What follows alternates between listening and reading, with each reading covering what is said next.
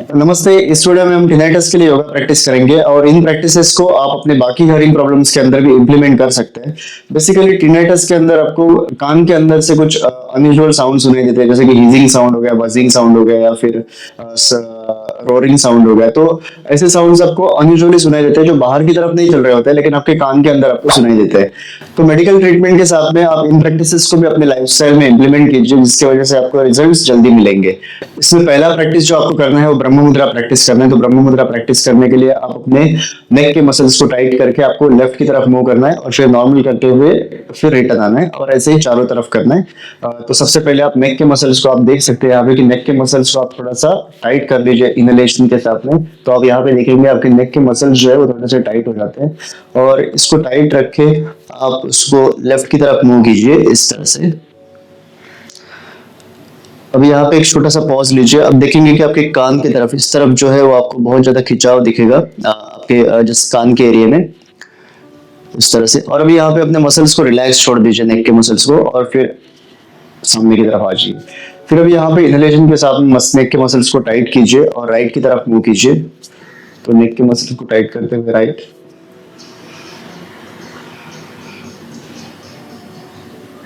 और यहाँ पे आप इसको रिलैक्स छोड़ दीजिए और फिर रिटर्न आ जाइए। इसी तरह से अभी ऊपर की तरफ, तो नेक के मसल्स को टाइट करते हुए ऊपर ले लीजिए और स्लोली डाउन, रिलैक्स करते हुए स्लोली डाउन। हम इसे एक बार फिर से देखते हैं। ये आपके नेक के मसल्स को आपको टाइट करना है और इसे आप लेफ्ट की तरफ मूव कीजिए। नेक के मसल्स को आपको टाइट ही रखना है और लेफ्ट की तरफ मूव करना है। फिर नॉर्मल करते हुए यहाँ पे मसल्स को आप रिलीज कर दीजिए, मतलब जो आपने पहले उसे क्लेंच किया हुआ था, टाइट किया हुआ था, उसको रिलीज कर दीजिए और फिर आप रिटर्न आ जाइए। फिर नेक के मसल्स को टाइट करके राइट की तरफ मूव कीजिए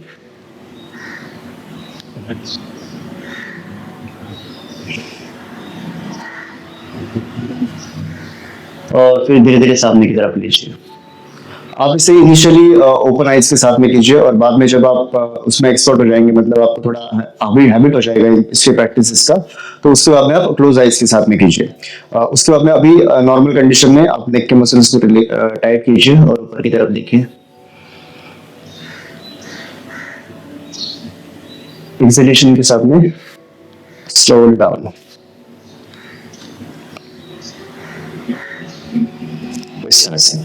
तो ये फर्स्ट क्रिया हो गई जिसे हम ब्रह्म मुद्रा कहते हैं। ब्रह्म मुद्रा की प्रैक्टिस के बाद में आप अनुलोम विलोम प्राणायाम कीजिए। अनुलोम विलोम प्राणायाम में आपको लेफ्ट से इनहेल करना है, राइट से एक्सहेल करना है, और राइट से इनहेल करके लेफ्ट से एक्सहेल करना है, इस तरह से। तो फर्स्ट अपने टू फिंगर्स को, इंडेक्स फिंगर और मिडिल फिंगर को थंब के रूप में लगा दीजिए, जिसे विष्णु मुद्रा कहते हैं।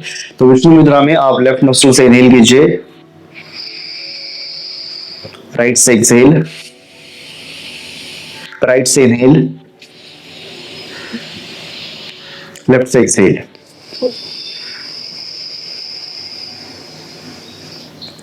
इसे आप 3 मिनट से लेकर 5 मिनट तक प्रैक्टिस कीजिए। ब्रह्म मुद्रा को आपको कम से कम 10 बार प्रैक्टिस करना है या एक टाइम पे। मतलब जब आप मॉर्निंग में बैठेंगे या फिर इवनिंग में बैठेंगे, तो आपको मॉर्निंग इवनिंग दोनों टाइम प्रैक्टिस करनी है। और ब्रह्म मुद्रा में आपको कम से कम 10 टाइम्स तो प्रैक्टिस करनी है। और उसके बाद में अनुलोम विलोम प्राणायाम आप 3 मिनट से लेकर 5 मिनट तक प्रैक्टिस कीजिए।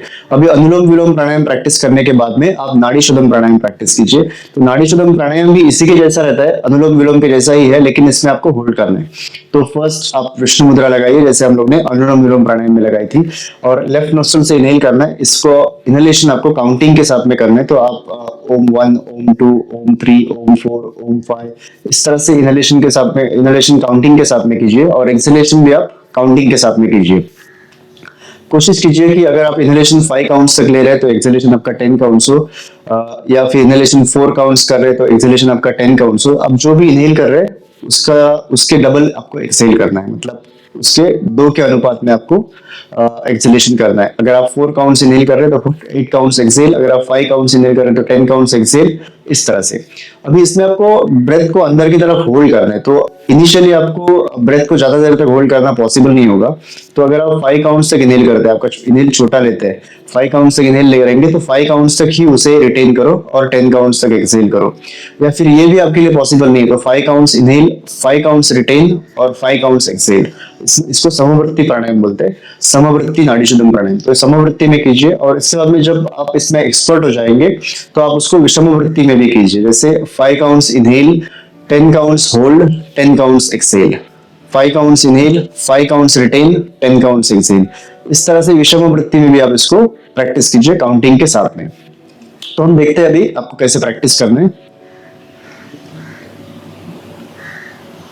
इन 1 2 3 4 5, hold 1 2 3 4 5, out 1 2 3 4 5 6 7 8 9 10, in 1 2 3 4 5, hold 1 2 3 4 5, out 1 2 3 4 5 6 7 8 9 10, in।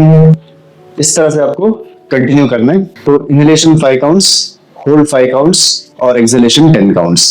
तो ये नाड़ी शोधन प्राणायाम इस तरह से आपको प्रैक्टिस करना है। और नाड़ी शोधन प्राणायाम आपको कम से कम 5 से 10 मिनट के लिए प्रैक्टिस करना है।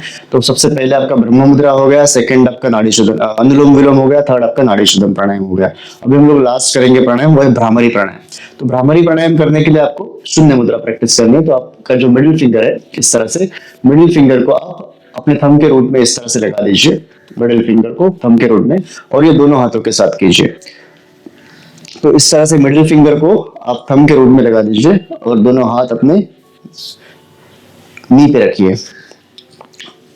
अगर आपके कान में ज्यादा दर्द नहीं है तो आप इसी प्राणायाम को षण्मुखी मुद्रा के साथ भी प्रैक्टिस कर सकते हैं। लेकिन अगर आपके कान में थोड़ा बहुत दर्द होता हो तो आप इसे शून्य मुद्रा के साथ कीजिए। अगर आपके कान में बिल्कुल दर्द नहीं है, सिर्फ आवाजें आ रही है, तो फिर आप शून्य मुद्रा में प्रैक्टिस कीजिए। तो शून्य मुद्रा प्रैक्टिस करने के लिए आपके जो कान का साइड का जो नॉब है यहाँ पे, इसके ऊपर आप थोड़ा सा जेंटली अपने थंब को प्रेस कीजिए। इसे आपको बिल्कुल जोर जबरदस्ती से प्रेस नहीं करना, जेंटली प्रेस कीजिए।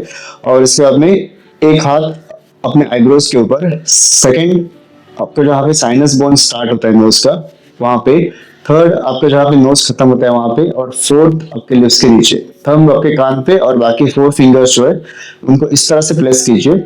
और इनहेलेशन के बाद में आप एक्सहेल करते वक्त हमिंग साउंड कीजिए। तो हम लोग देखते हैं, आप शून्य मुद्रा में भी प्रैक्टिस कर सकते हैं, और जैसे मैंने अभी बताया षण्मुखी मुद्रा में भी प्रैक्टिस कर सकते हैं। तो हम शून्य मुद्रा में प्रैक्टिस करते हैं। डीप इनहेल,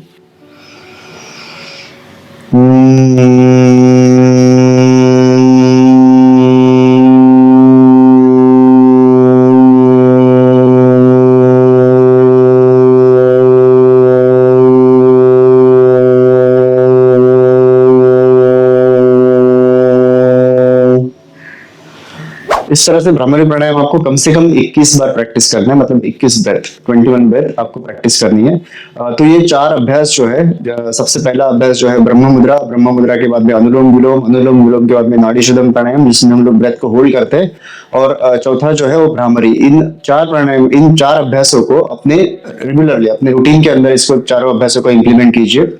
इसकी वजह से आपको 1 से 1.5 महीने के अंदर आपको आपका जो टिनाइटस का प्रॉब्लम है, जिसके अंदर जो साउंड्स आ रहे हैं आपके कान के अंदर, उसमें आपको जरूर राहत मिलेगी। अगर आपको कोई भी डाउट है इस प्रैक्टिसेस को लेके तो आप मुझे कमेंट सेक्शन में जरूर पूछिए। मैं आपके जो भी डाउट्स रहेंगे उनको क्लियर करने की कोशिश करूंगा। तो आज के वीडियो में बस इतना ही। अगले वीडियो में हम फिर मिलेंगे, तब तक के लिए आप खुश रहिए और स्वस्थ रहिए। धन्यवाद।